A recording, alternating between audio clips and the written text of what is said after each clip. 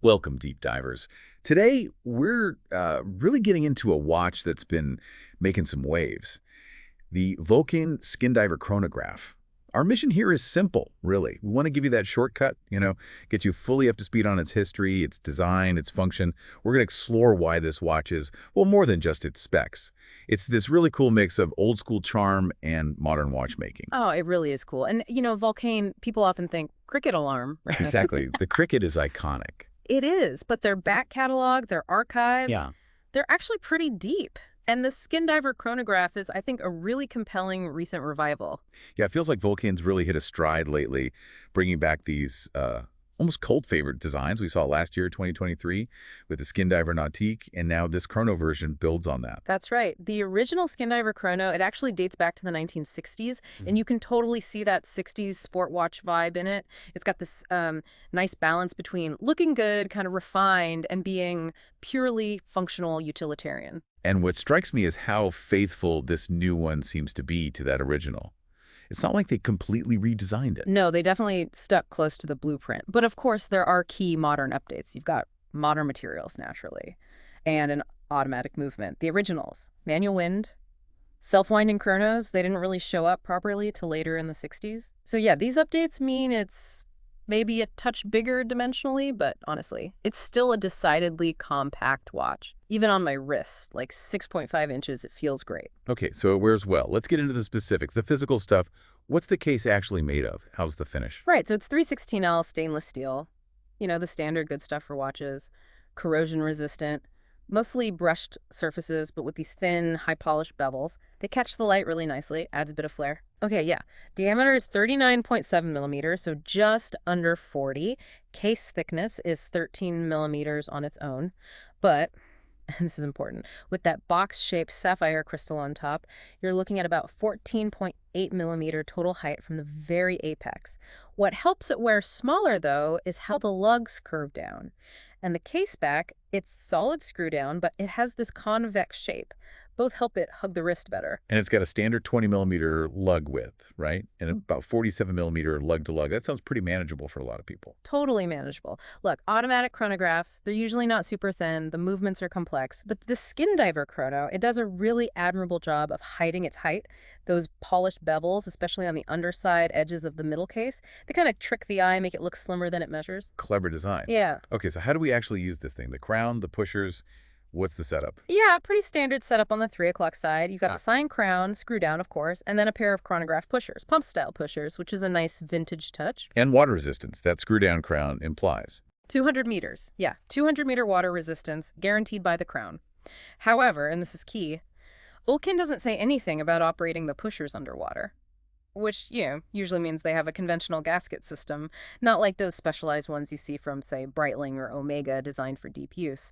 Brands usually shout about that extra tech if they have it. So my advice, don't push the pushers when you're submerged, just to be safe, unless Vulcain says otherwise down the line. Okay, that's a really important practical point. Yeah. So given that detail about the pushers, what does Skindiver really mean here? Yeah. What do you think the watch is truly for? Well, let's look at the bezel first. It's kind of going for maximum utility there. It's got a black ceramic insert, which is great, and it's engraved with both a 60-minute scale and a 12-hour scale. And it turns smoothly, bidirectional, no clicks, so you can use it for elapsed time or even track a second time zone. Wow, okay, both scales on one thin bezel. That sounds potentially crowded. How's the legibility in practice? Yeah, that's the trade-off. I mean, cramming 2 scales onto a narrow insert like that, the 60-minute scale ends up pretty small, and the 12-hour scale, even smaller. Plus, there isn't a ton of contrast, honestly. So, yeah, at a glance, readability isn't its strongest suit. But fun little side note. Yeah. The smooth action makes for a fantastic fidget spinner. Seriously, quite satisfying. And horological fidget spinner. I like that. And look, despite the tiny markings, having both scales does give you options. Lots of applications, really, provided you don't mind squinting a bit. Okay, so maybe not peak practicality, but it has character. And the dial. That looks packed too, right? Tachymeter and decimal scale. Oh, exactly. Around the outer edge, outside the hour markers, you've got both. Tachymeter for speed, decimal scale for, fractional timing.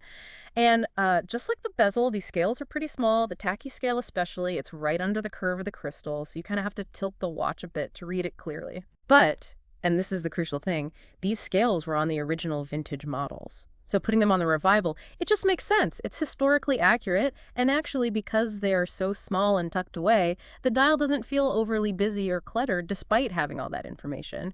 It's surprisingly balanced. Okay, so integrating all these scales, it's a nod to history, even if it means small print. How does it all come together for just, telling the time day to day? Well, the design smartly emphasizes the main stuff. The hands and the hour markers, they have these wide, polished frames, so reading the actual time, crystal clear, that's prioritized. And I read something about the chronograph minute counter being quite readable. Yeah, that's a neat touch. The first 3 minutes on the minute counter subdial, they're in this brightly colored, contrasting section, catches the eye. And then the markings for the later 3-minute intervals use different length lines. It helps with quick, at-a-glance readings of elapsed minutes. Thoughtful. How about loom? Can you use it in the dark? Yep, superluminova. On the hands, the hour markers, and that little inverted triangle on the bezel gives off a nice bright green glow. Standard, effective stuff. But here's a significant omission. The chronograph, hands themselves, not luminous. Oh. Yeah.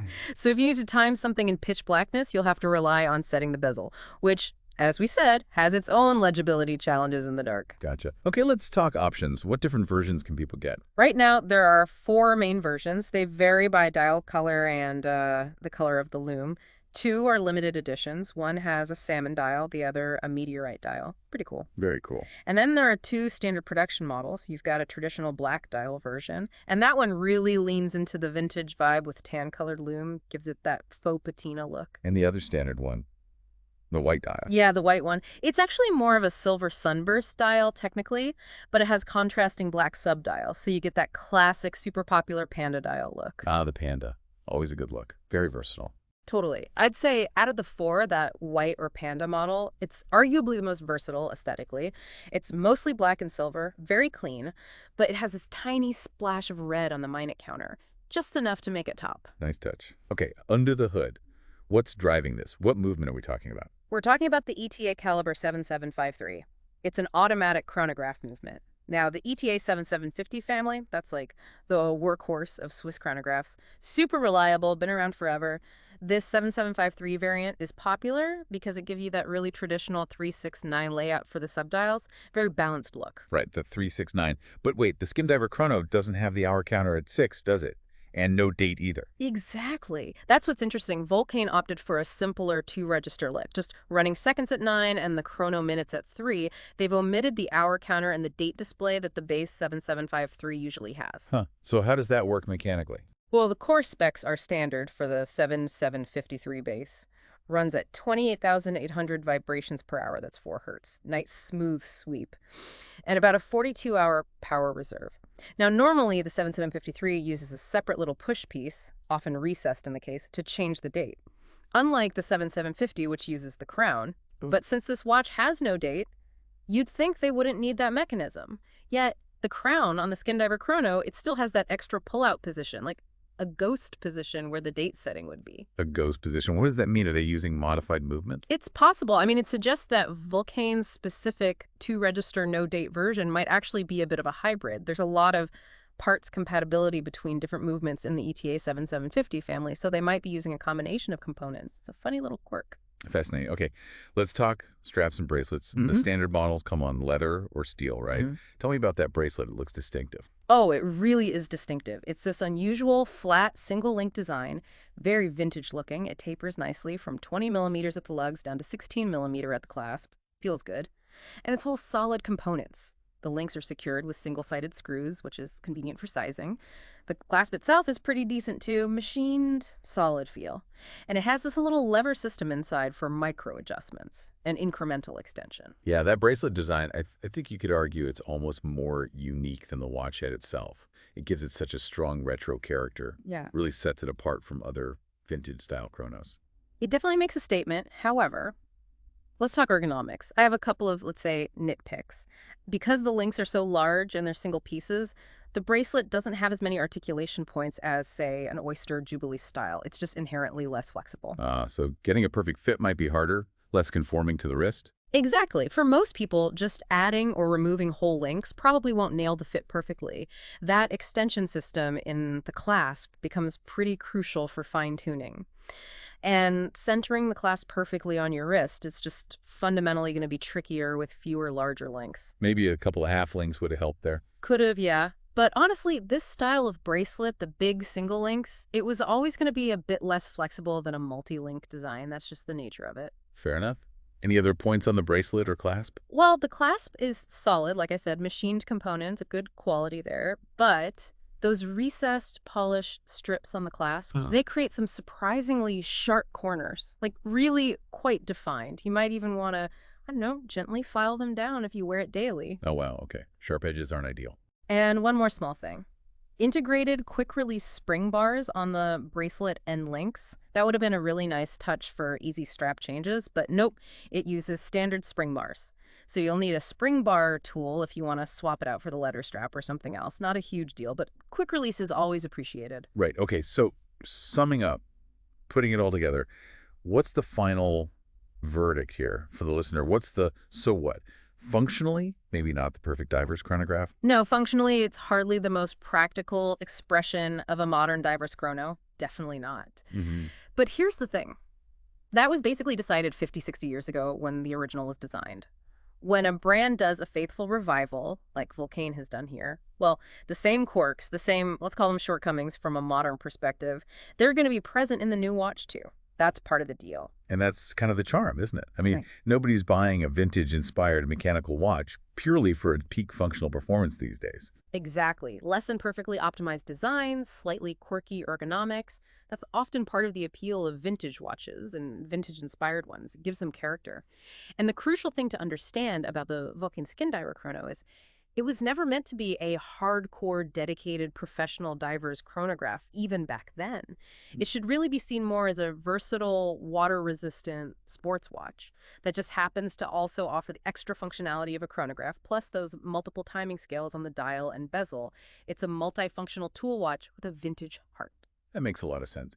And looking back at the source material we reviewed for this deep dive, despite those little nitpick small scales, maybe a less flexible bracelet, the overall feeling was really positive. The assessment was basically, I found myself enjoying this watch way more than I expected, especially that white panda dial version.